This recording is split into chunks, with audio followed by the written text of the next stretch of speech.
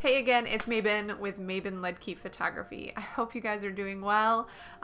Today I wanted to talk to you about something that, aside from the wedding ceremony and getting married in front of all of your family and friends, this is probably like the number 2 stressor for a lot of our couples. It's where you get the cold and sweaty hands that you don't know what to do with and you just kind of freak out. And that is couples portraits. Couples portraits, yes, a lot of people get super stressed out about being in front of the camera by themselves. So I wanted to talk a little bit about it today and help you prepare and feel more comfortable so when it comes to it, you're not going to worry about it at all. Now, hopefully we have put in place an engagement session or some kind of portrait session that will allow you to get a little bit of experience ahead of time. But if not, that's okay. We got you. This little video will help set you up and you'll be amply prepared. Okay, so we're going to back up a little bit and we're going to talk more about the timing of your couple's portrait session. How much time is enough? Too much? Too little?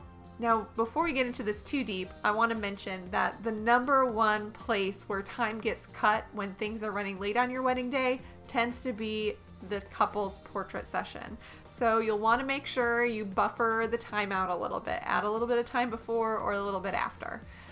And that way everyone gets what they want. So how much time should you schedule for your couple's portrait time? Well, that really depends on a couple of things. The number one thing to think about is travel. Are you planning on traveling to another location outside of your venue to get wedding portraits done? And travel always takes more time than we think it does to get in the car, to get to the location, if there's traffic, if everybody's there, get out of the car, take the portraits, and then do it all over again to get back in time to get announced. So you're going to want to think about adding in travel time for sure. An extra is always best.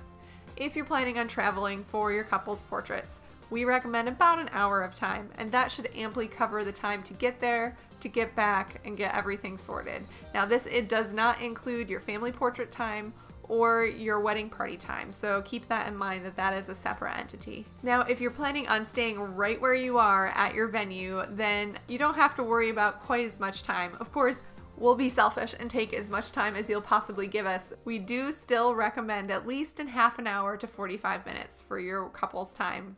Because again, this is where things are going to get cut if you're running late for the ceremony, makeup isn't done on time, not everybody's there for family formals, and the list goes on and on and on. Now, with all of that said, I want to make sure you know that we can create some incredible portraits in a very short amount of time.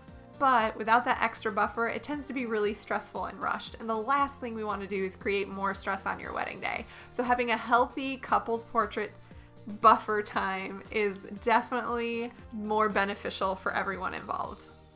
Now to the other part of couples portraits times, that part where you get really awkward with your hands and they get sweaty and you don't know what to do. When people think about being in front of the camera, they immediately think that they're going to be staring at our camera for like a half an hour, not moving, with a fainted smile on their face. I want you to take that idea, don't worry about it, throw it out the window. It's not that at all, okay? It's not formal, it's not stuffy. In fact, we want it to be the most relaxing and enjoyable part of your day. Think about it as guaranteed alone time. Of course, Daniel and I will be there with you, but it is going to be the only time where you're not bombarded by 5 million people your entire day, where you really get to rejoice in being married. So we encourage you to really take this time to enjoy each other and soak each other up. We really only have 2 rules for our couple's portrait time, and that is number 1, don't die, because sometimes we ask you to do some pretty crazy things like stand on mountaintops or ride motorcycles or whatever it is that is important to you guys that day. Be careful and cautious if you want to do something epic and amazing. And then number 2 is stay connected. And by staying connected with each other, holding hands, snuggling close, tickling each other, whatever is your expression of love.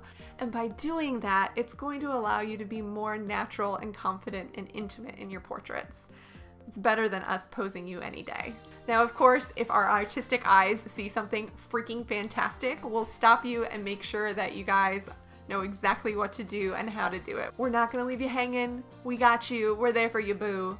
But but overall, it should be really relaxing and enjoyable. So I hope this helped you a little bit in looking forward to your wedding day timeline and what to expect from us. And if you have any questions, as always, we're here to help and serve you to ensure that you have the most amazing wedding day possible. So I hope you're enjoying all these videos, and I guess I will talk to you during the next one. Okay guys, have a great day, and I'll talk to you later. I love you, bye!